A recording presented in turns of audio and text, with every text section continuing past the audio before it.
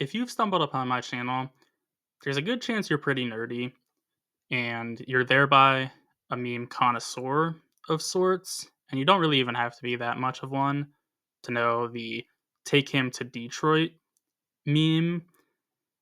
That really embodies this Memphis OKC series. I should have started with OKC. They are the team of note in this discussion. But I just got done with a 15-minute video on Detroit and the Knicks. I'm anticipating this OKC video being much shorter because there's just not too much to talk about. I did not for a moment think that this series was going to be even close. There was never a point in the build up to this series where I thought Memphis really had a chance, which is largely due to OKC just being a historically great team. But it also has to do with the fact that I don't think Memphis is a particularly good team either, especially come, playoff time because they want to run in transition a lot and that just doesn't really fly come playoff time. So, yeah, I had no doubt that OKC was going to win, but this is just something completely different. OKC pretty much just a better version of Memphis insofar as your lead scorer being a point guard. You have a defensive anchor as a big between Jaren Jackson and Chet Holmgren. Then you have, some defensive pieces around, but not too much size on the wings. I think we're all pretty familiar with this. They're pretty similar in construction. The difference is OKC just does everything so much better. And that is absolutely revealing itself in this series because just to check my notes, the Thunder are winning the games on average between them and Memphis in the playoffs by 107 points. That's absolutely true. You don't need to fact check it. In other words, I didn't actually look up exactly what the average is, but they won the first game by like 50 something and the second one by a healthy margin as well. So, it's got to be like in the 30s for average win margin. And, sometimes that can be a little misleading. I think, usually it does tell the tale of the tape, but sometimes it can be a little bit misleading because, maybe you're particularly cold from three that one night, especially in the case of Memphis. They're not, a particularly sound 3-point shooting team. So, there is some hope, even if you're getting just absolutely pounded, but there is not for Memphis in this case. OKC, I didn't realize how close the net ratings or the offensive and defensive ratings themselves were between these two teams. OKC is third in offense, Memphis is sixth.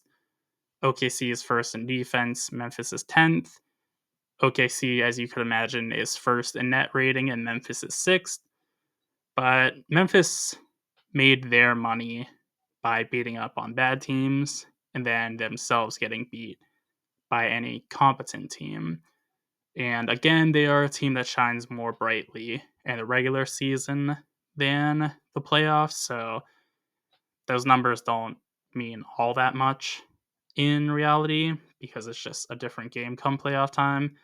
For OKC, they do matter because they play a brand of basketball that is conducive to playoff success with just having this historically dominant defense and, being able to run their offense through SGA, who's just, a much more refined, bigger version of John Morant without the hyper athletic abilities.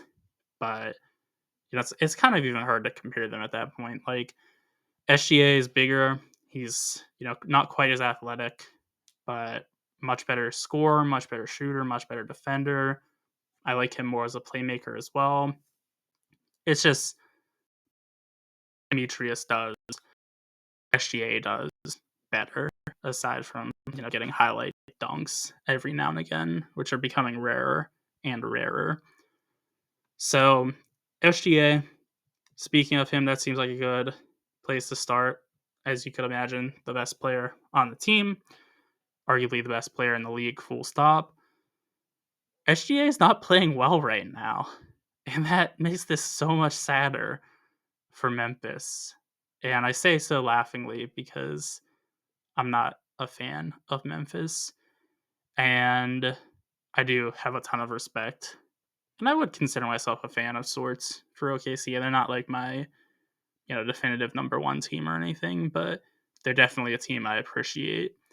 And Shady Gilgeous-Alexander putting up John Morant like stat line right now. SGA putting up 21 points on 45% true shooting, which is to say abysmal scoring production. And then Morant is putting up 20 points on 44% true shooting. So 1 point less and 1 percentage point less.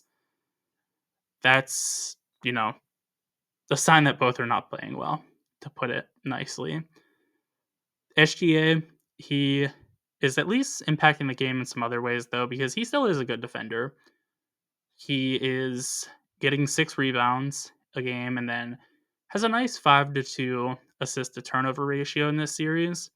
So, as the great player he is, and he is truly great, he's finding ways to impact the game, even though he's not scoring at anywhere at all near the level he usually does. Morant, just again, lesser SGA type stuff. 5 assists to 3 turnovers.